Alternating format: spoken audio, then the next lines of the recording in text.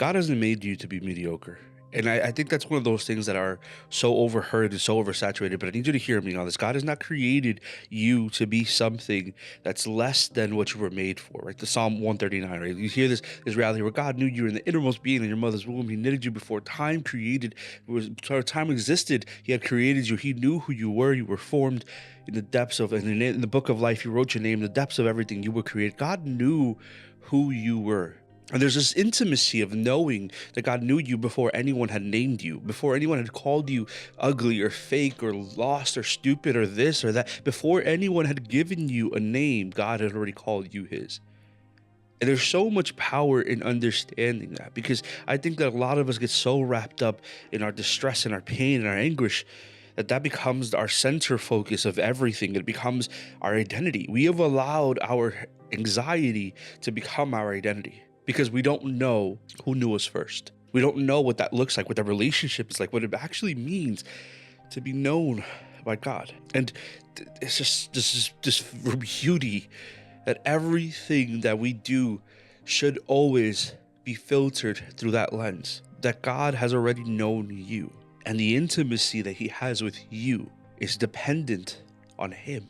And then there's so much beauty, because again, our identity becomes our anxiety, it becomes our shame, it becomes our fear. We've identified more with shame than with healing. We look at the things that we've done or the mistakes that we've made, and we ruminate there. We stay there longer than we need to. We romanticize our worst version, because that is the loudest voice in our mind. And everything that stems from that, when you allow shame to be loud, when you don't silence it, it takes over everything. I was sitting with this word the other day, and from Matthew, the book of Matthew, when Peter steps out into the water and he sees Jesus, and there's a storm, and Jesus is walking in, that famous line where Peter walks and he takes a step on water, and then he looks down and he falls through the water, and he yells to Jesus to save him. And Jesus says this, He says, "Why did you doubt?" He says, he didn't say, "Why did you doubt me?" He says, "Why didn't you believe in me?" Jesus is very, very clear, because Peter had seen everything. He had seen Jesus heal the sick people. He has seen Him heal the leopard. He has seen Him restore the blind. He has seen Him restore the deaf. He saw everything that Jesus could do. But the moment that he stepped on water, he didn't believe that God could act through him. The biggest lie that the enemy will ever feed you is that God cannot do amazing things through you. He will make you believe that the moment that God is doing something great, that you need to doubt that it's for you. There is this lie that we fall into, that we stop doing amazing things because we think that God cannot work through simple things like us. We allow our shame to be stronger than God, who destroys all shame.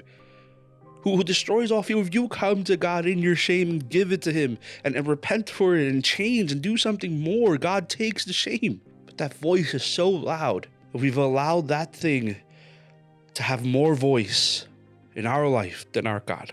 Peter looked at the water and realized that he was walking and doubted that God could do something through him. Jesus looks at him and looks at you. He says, "Why are you doubting? Take that step. Do that thing." But the enemy, he doesn't want you to believe these things. He wants your identity to be your shame. He wants your identity to be your anxiousness.